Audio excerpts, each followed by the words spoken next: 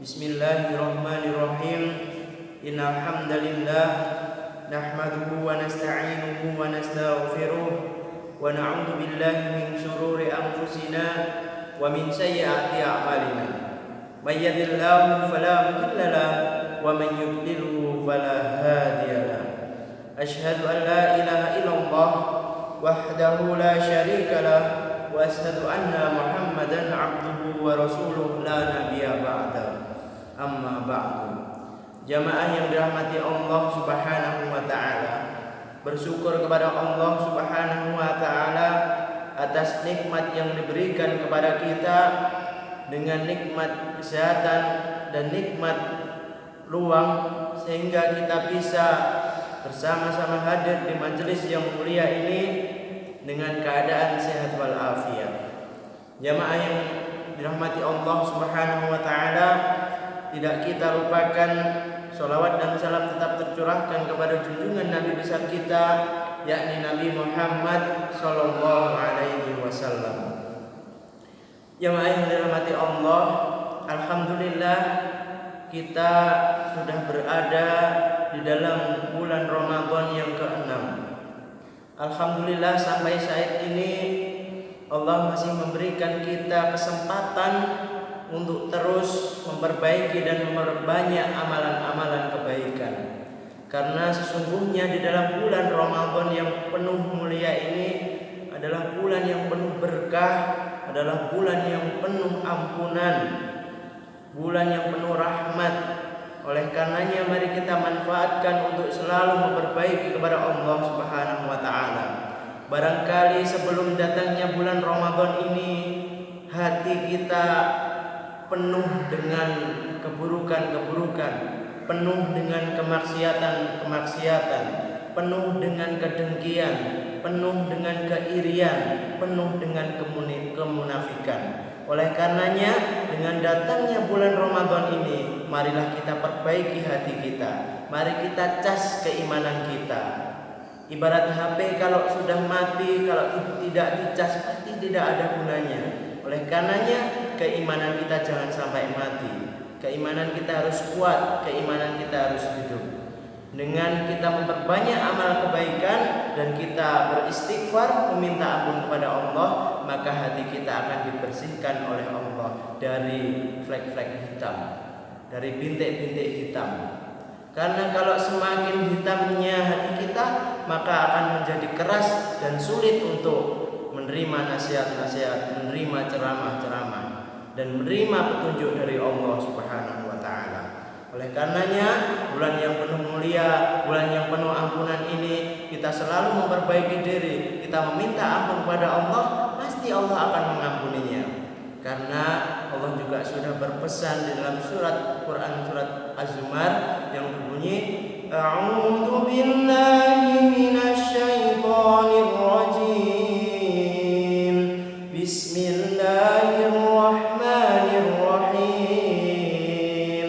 Qul ya ibadiyalladzina asrafu ala anfusihim.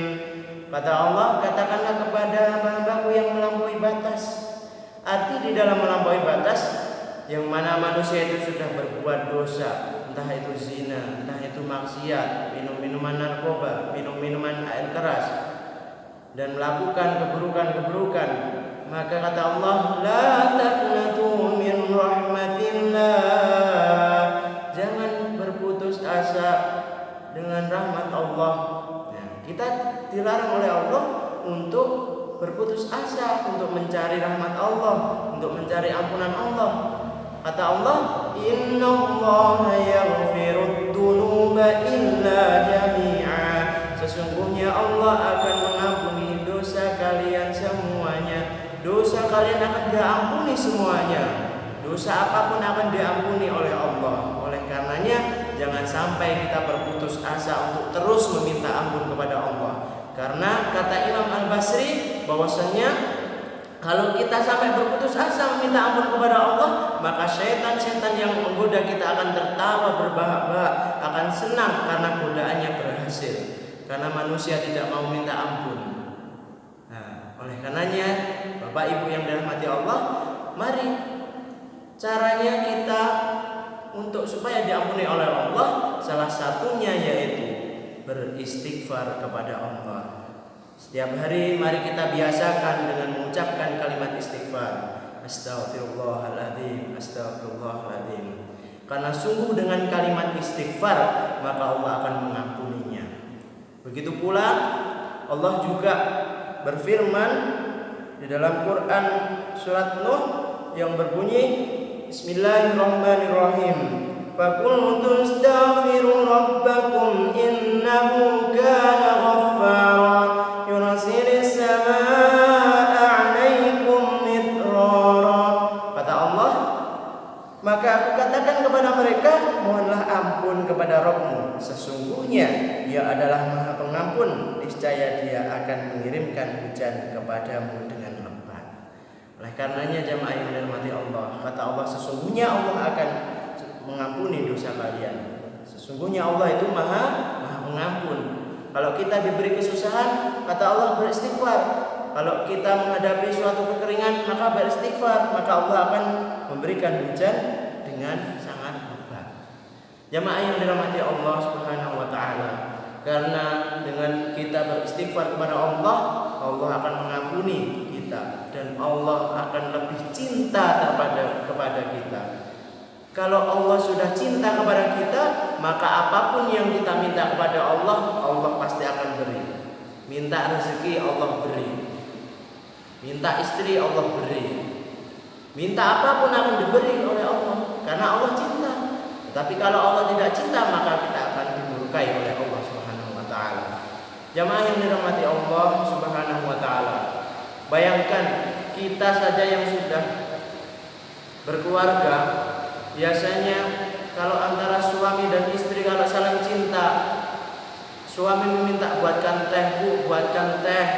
Iya sayang, akan saya buatkan. Itu kalau di dalam rumah tangga yang cinta, maka akan diturutinya oleh istrinya. Minta apapun akan diturutinya. Bayangkan, apalagi kalau Allah mencintai kita, kita minta apapun pasti kita akan beri. Belum tentu kalau dalam cintanya manusia itu mau mengorbankan sesuatu yang dicintainya. Contohnya, kalau ibu bapak, kalau misalnya bapak-bapak di sini mencintai ibunya, kemudian ibunya meminta, Pak, belikan baju. Kalau bapak itu cinta kepada ibunya, pasti akan diberikan. Kalau tidak, gojah baju, uang sudah nipis,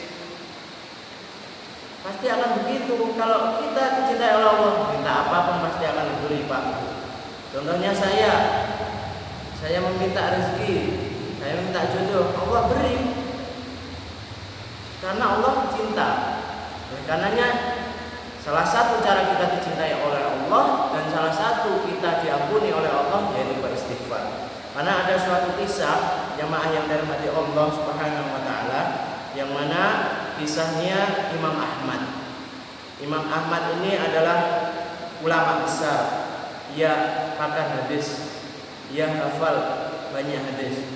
Nah, pada suatu ketika Imam Ahmad ini tiba-tiba mempunyai suatu keinginan untuk melakukan berpergian ke salah satu kota yang ada di Irak, yaitu kota Basra. Melakukan berpergian tanpa ia mempunyai tujuan, tetapi ia ingin pergi begitu saja. Kemudian waktu itu Imam Ahmad melakukan perjalanan ke salah satu kota yang ada di Irak, yaitu kota Basra. Melakukan perjalanan, kemudian datang malam, Imam Ahmad beristirahat dan mampir di salah satu masjid untuk melakukan sholat. Nah, ketika itu Imam Ahmad merasakan suatu ketenangan di dalam masjid tersebut. Habis sholat, Imam Ahmad mempunyai rencana untuk beristirahat, untuk tidur sejenak di masjid tersebut. Akhirnya setelah jamaah keluar semuanya, Imam Ahmad tidur di dalam masjid. Dan ketika itu sang marbot masjid itu tahu kok ada yang tidur di dalam masjid. Kemudian Imam Ahmad mengusirnya, menyuruh pergi. Dan marbot tersebut belum tahu kalau itu ulama besar, kalau itu Imam Ahmad, dan Imam Ahmad pun tidak memperkenalkan dirinya. Disuruh pergi, didorong keluar, tidak boleh tidur di masjid. Nah, kemudian Imam Ahmad keluar. Setelah keluar, marbot menutup pintu masjid. Ketika selesai menutup pintu masjid, marbot itu melihat, orang tua ini kok masih tidur di teras. Kemudian sang marbot juga mengusir, tidak boleh tidur di dalam masjid maupun di luar masjid. Akhirnya didorong-dorong oleh marbot tersebut. Kemudian Imam Ahmad pergi melakukan perjalanan lagi. Tidak jauh di depan masjid ada rumah. Rumah itu miliknya sang penjual roti.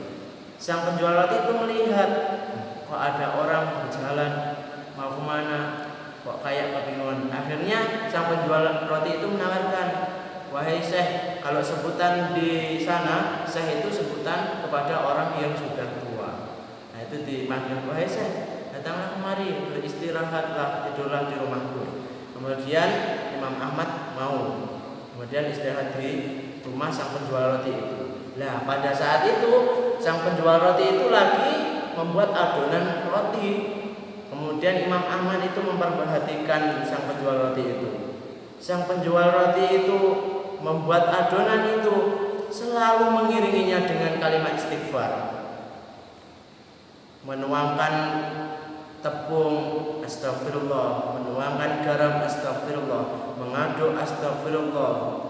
Menggiling, astagfirullah.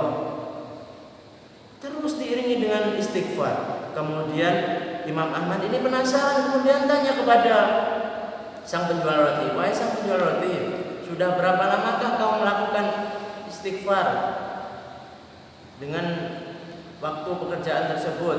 Kemudian sang penjual roti, sudah lama wahai Syekh, saya menjual roti sudah ada 30 tahun.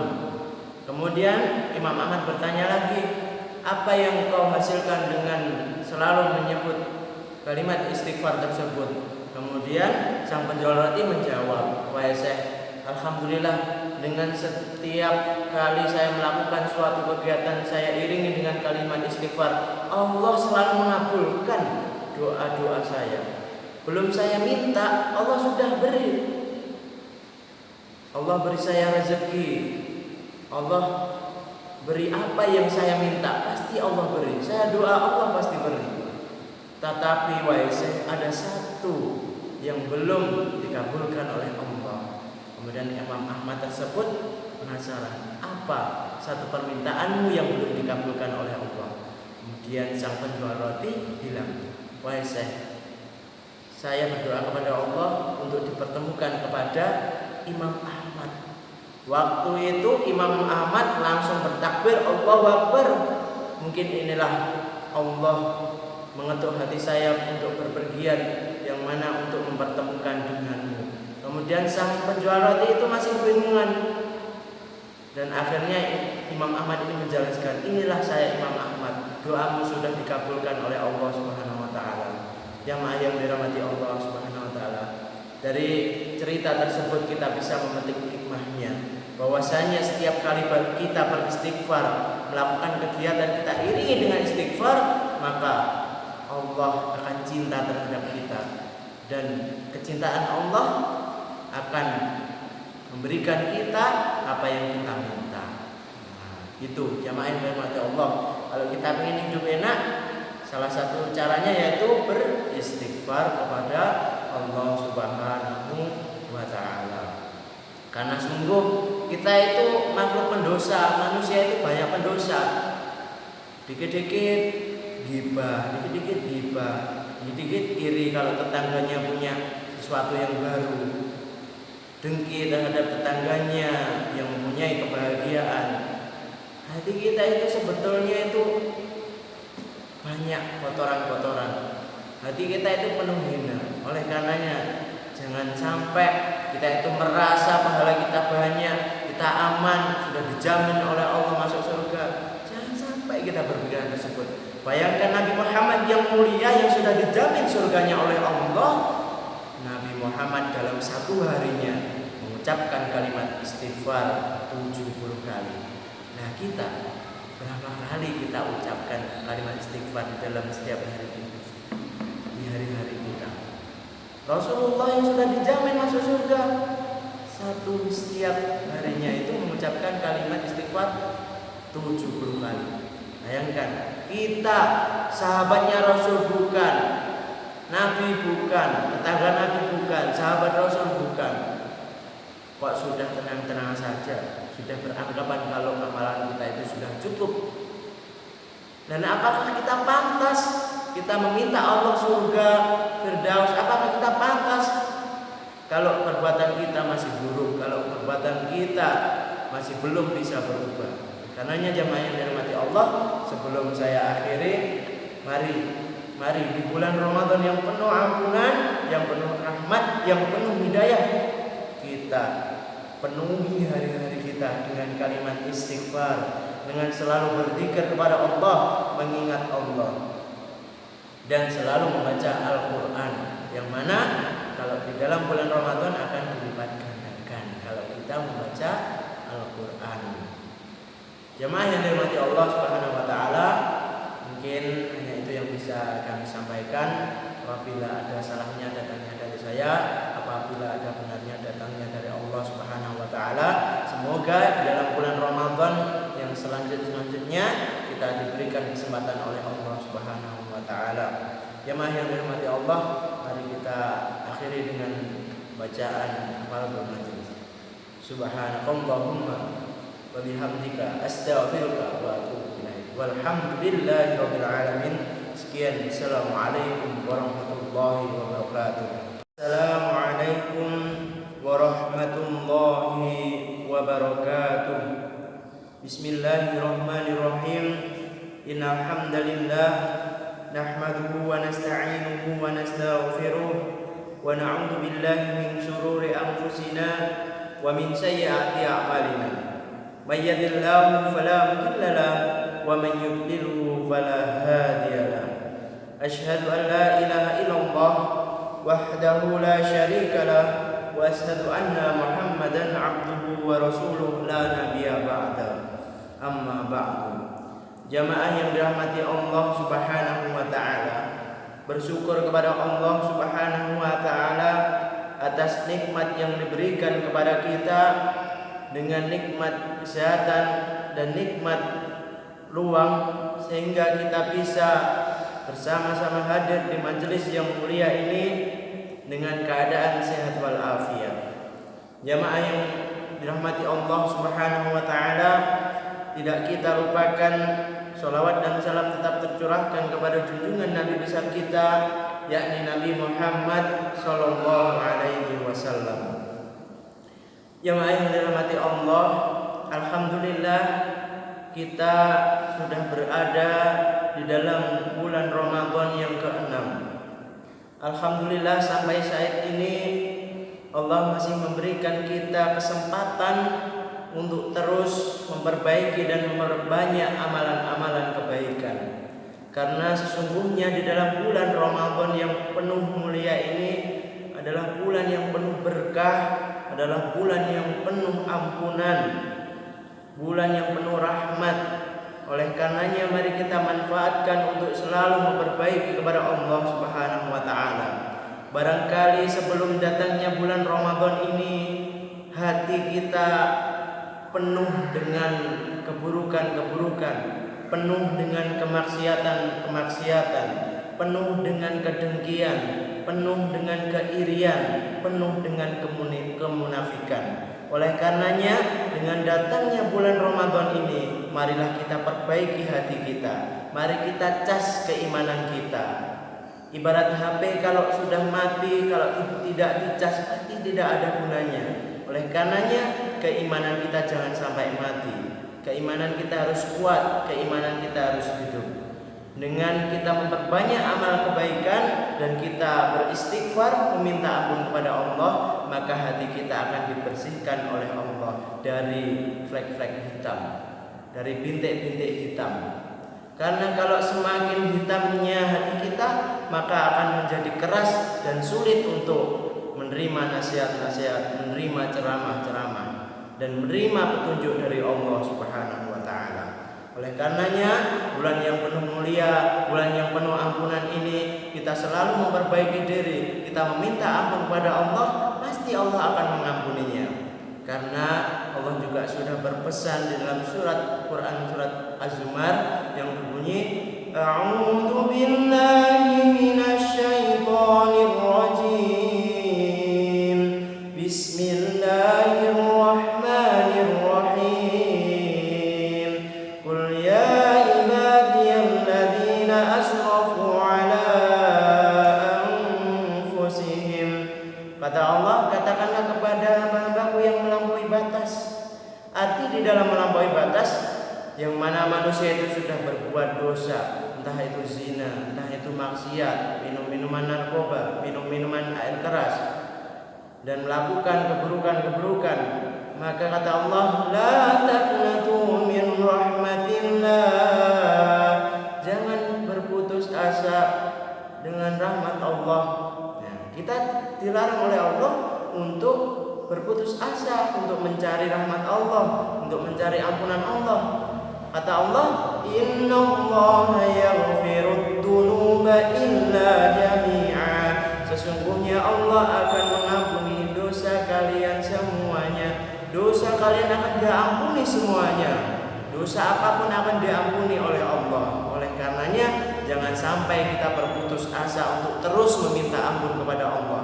Karena kata Imam Al-Basri bahwasanya kalau kita sampai berputus asa meminta ampun kepada Allah, maka setan-setan yang menggoda kita akan tertawa berbahak-bahak, akan senang karena godaannya berhasil.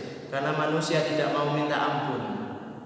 Nah, oleh karenanya, Bapak Ibu yang dirahmati Allah, mari caranya kita untuk supaya diampuni oleh Allah, salah satunya yaitu beristighfar kepada Allah.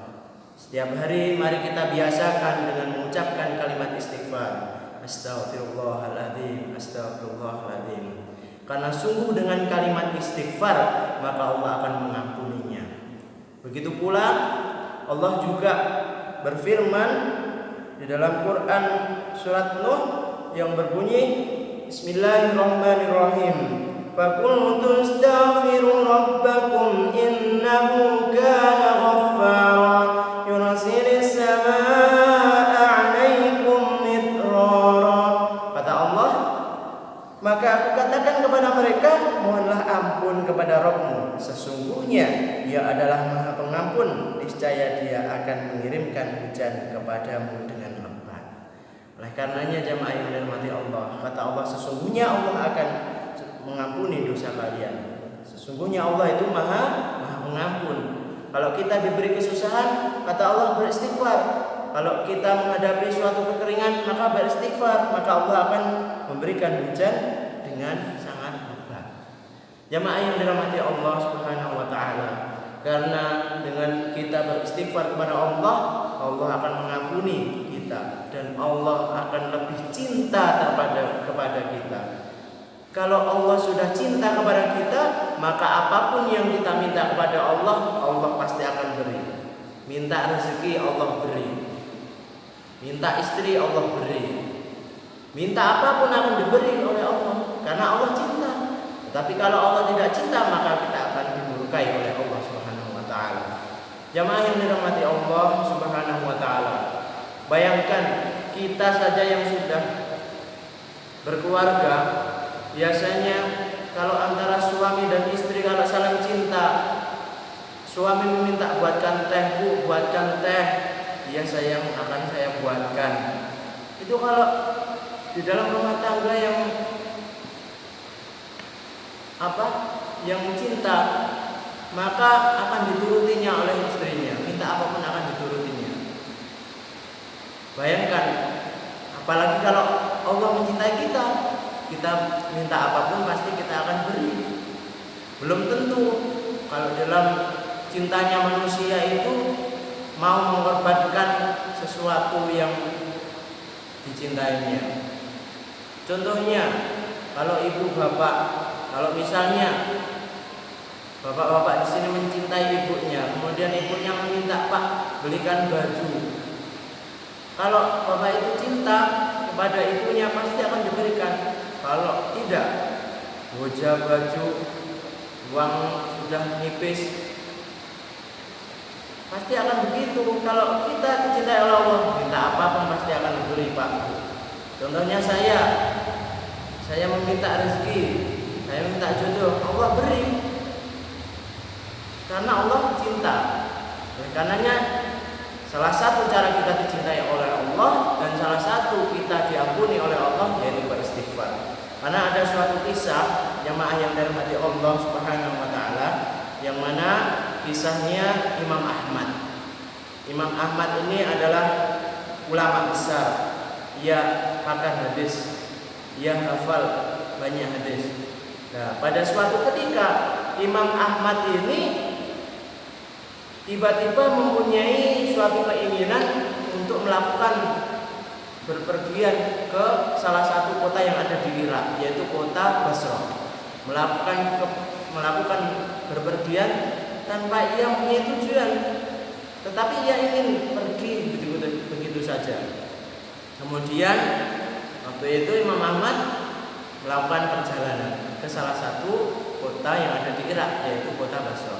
Melakukan perjalanan, kemudian datang malam, Imam Ahmad beristirahat dan mampir di salah satu masjid untuk melakukan sholat. Nah, ketika itu Imam Ahmad merasakan suatu ketenangan di dalam masjid tersebut. Habis sholat, Imam Ahmad mempunyai rencana untuk beristirahat, untuk tidur sejenak di masjid tersebut. Akhirnya setelah jamaah keluar semuanya, Imam Ahmad tidur di dalam masjid. Dan ketika itu sang marbot masjid itu tahu kok ada yang tidur di dalam masjid.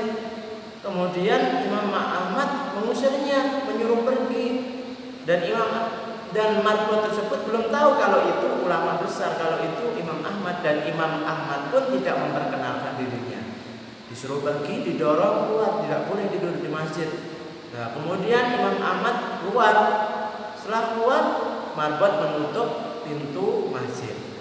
Ketika selesai menutup pintu masjid, marbot itu melihat, orang tua ini kok masih tidur di teras. Kemudian sang marbot juga mengusir, tidak boleh tidur di dalam masjid maupun di luar masjid. Akhirnya didorong-dorong oleh marbot tersebut. Kemudian Imam Ahmad pergi melakukan perjalanan lagi.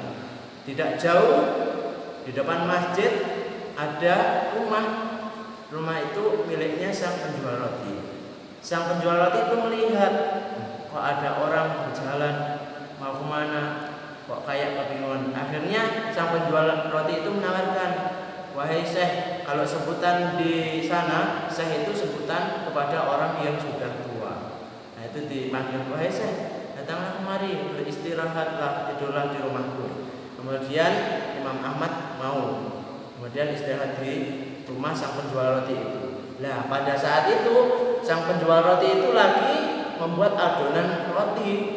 Kemudian Imam Ahmad itu memperhatikan sang penjual roti itu. Sang penjual roti itu membuat adonan itu, selalu mengiringinya dengan kalimat istighfar.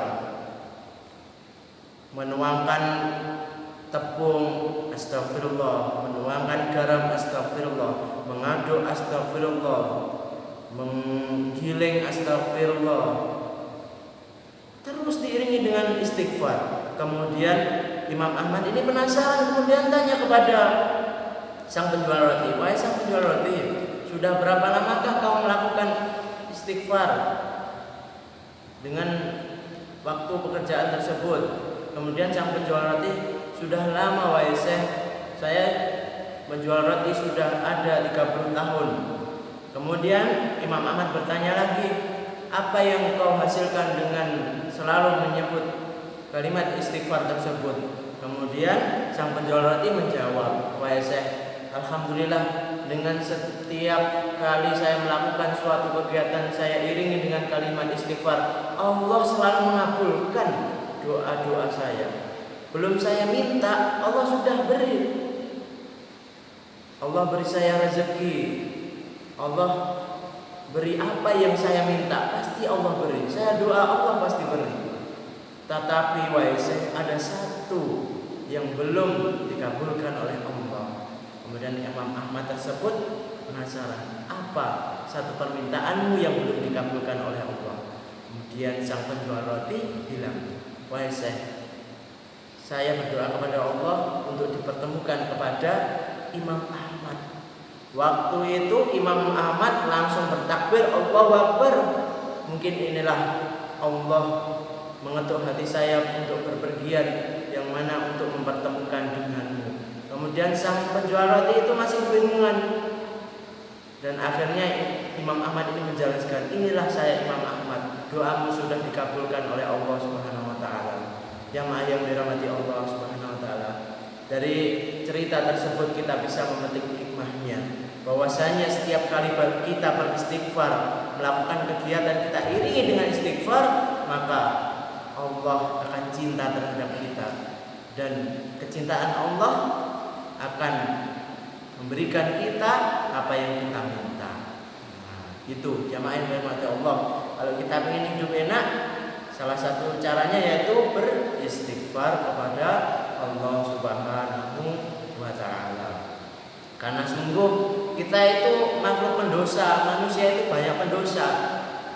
Dikit-dikit ghibah, dikit-dikit iri kalau tetangganya punya sesuatu yang baru. Dengki terhadap tetangganya yang mempunyai kebahagiaan. Hati kita itu sebetulnya itu banyak kotoran-kotoran. Hati kita itu penuh hina. Oleh karenanya jangan sampai kita itu merasa pahala kita banyak, kita aman, sudah dijamin oleh Allah masuk surga. Jangan sampai kita berpikiran tersebut. Bayangkan Nabi Muhammad yang mulia yang sudah dijamin surganya oleh Allah. Nabi Muhammad dalam satu harinya mengucapkan kalimat istighfar 70 kali. Nah, kita berapa kali kita ucapkan kalimat istighfar di dalam setiap hari ini, di hari-hari kita? Rasulullah yang sudah dijamin masuk surga, setiap harinya itu mengucapkan kalimat istighfar 70 kali. Bayangkan, kita sahabatnya Rasul bukan, Nabi bukan, tetangga Nabi bukan, sahabat Rasul bukan, kok sudah tenang-tenang saja, sudah beranggapan kalau amalan kita itu sudah cukup. Dan apakah kita pantas kita meminta Allah surga Firdaus? Apakah kita pantas kalau perbuatan kita masih buruk, kalau perbuatan kita masih belum bisa berubah? Karenanya jamaah yang dirahmati Allah, sebelum saya akhiri, mari di bulan Ramadan yang penuh ampunan, yang penuh rahmat, yang penuh hidayah, kita penuhi hari-hari kita dengan kalimat istighfar, dengan selalu berzikir kepada Allah, mengingat Allah, dan selalu membaca Al-Quran, yang mana kalau di dalam bulan Ramadan akan dilipat gandakan kalau kita membaca Al-Quran. Jemaah yang dirahmati Allah Subhanahu wa taala, mungkin hanya itu yang bisa kami sampaikan. Apabila ada salahnya datangnya dari saya, apabila ada benarnya datangnya dari Allah Subhanahu wa taala. Semoga dalam bulan Ramadan yang selanjutnya kita diberikan kesempatan oleh Allah Subhanahu wa taala. Jemaah yang dirahmati Allah, mari kita akhiri dengan bacaan kafaratul majlis. Subhanakallahumma wa bihamdika astaghfiruka wa atubu ilaik. Walhamdulillahirabbil alamin. Sekian, assalamualaikum warahmatullahi wabarakatuh.